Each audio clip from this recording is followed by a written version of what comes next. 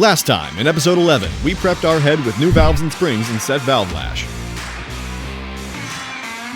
In this final episode of our CRF450X engine rebuild, we button up the last few things for our head and top end assembly to get this engine ready to run. Now put the head gasket down.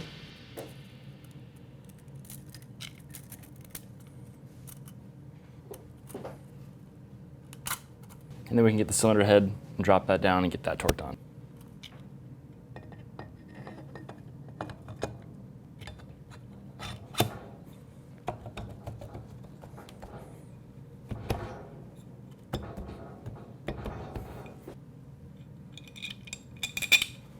Put those in as placeholders.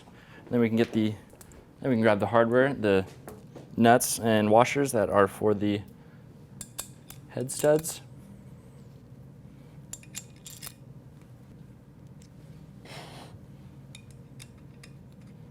And get those started. Go ahead and torque the head studs. Make sure to refer to your service or owner's manual on the specifications for your specific bike and the head torque on that.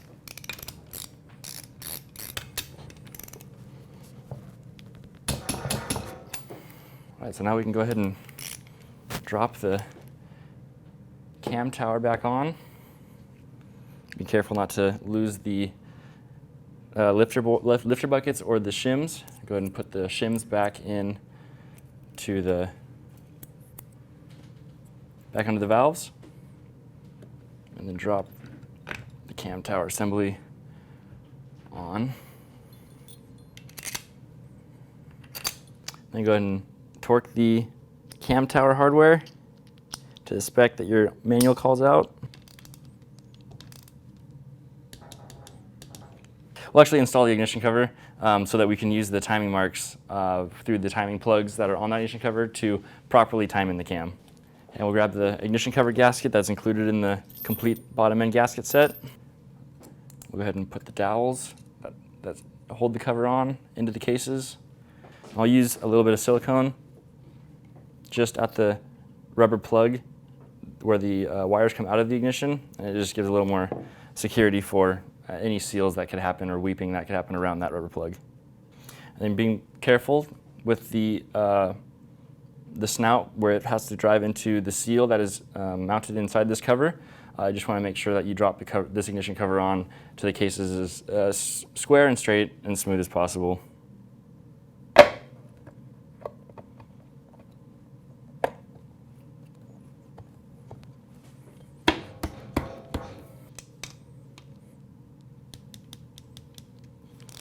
All right, so while we're here, we can just go ahead and put the oil filter in.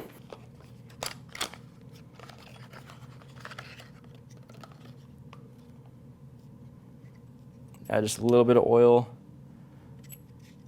to the O-ring on the filter, as well as the O-ring on the cover.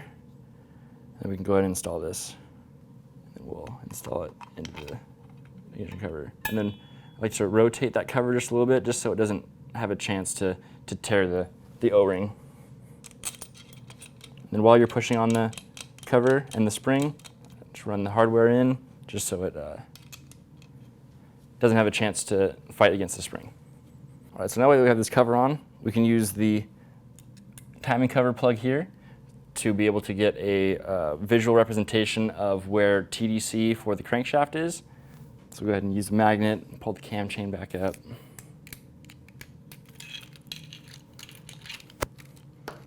Then we will rotate the engine over in order to find TDC. Making sure to not let the cam fall.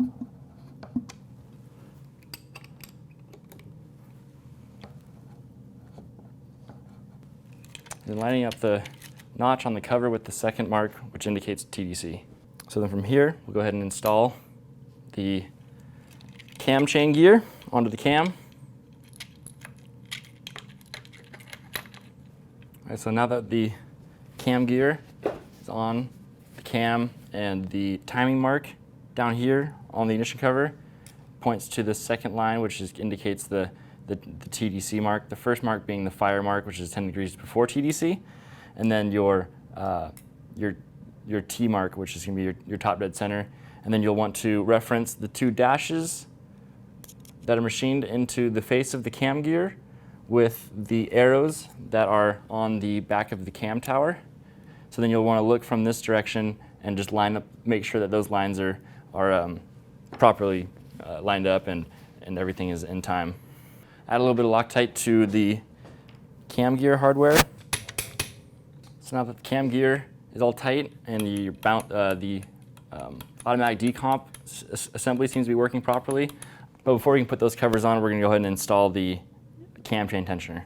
Using the gasket supplied in the ProX Racing complete gasket set, we'll go ahead and install the cam chain tensioner. All right, so then now we got the cam chain tensioner on there. We can just go ahead and torque that hardware.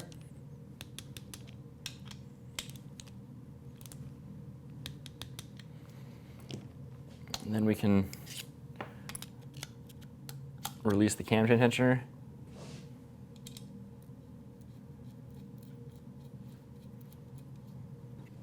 So then now that the cam chain tensioner is engaged, come around to this side and get this side all buttoned up. And using the gasket from the ProX complete gasket set, we can get this side cover back on. But first we gotta install, remove and replace the kickstart seal and get a fresh one of those in there. That is also included in that ProX main gasket set.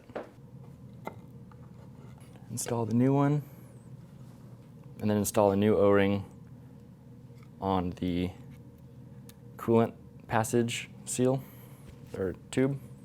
So in order to make installing the clutch cover a little bit easier and the water pump without having to rotate the engine to get the water pump to line up, I like to get an idea of the rotation or the clocking of the balancer shaft, because the balancer shaft is actually what drives the water pump on this bike. So this square post registers within this slot, and that's what pushes the water throughout the engine. So getting an idea of where the clocking of this post, it'll just be just to the counterclockwise of this dowel hole. So we'll be able to rotate this to be within range so that we're not fighting it, and it should pop in relatively easy. We'll also drop the gasket on. Apply just a little bit of lubrication to the kickstart shaft, just so it slides through the seal nicely. And then we can go ahead and drop the cover on.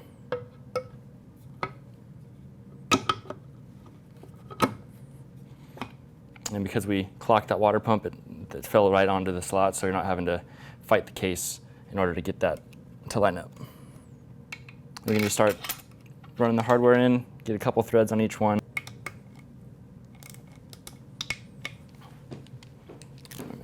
Make sure the clutch cover bolts are tight as well. All we're left with is a couple timing plugs, and we'll get the valve cover on.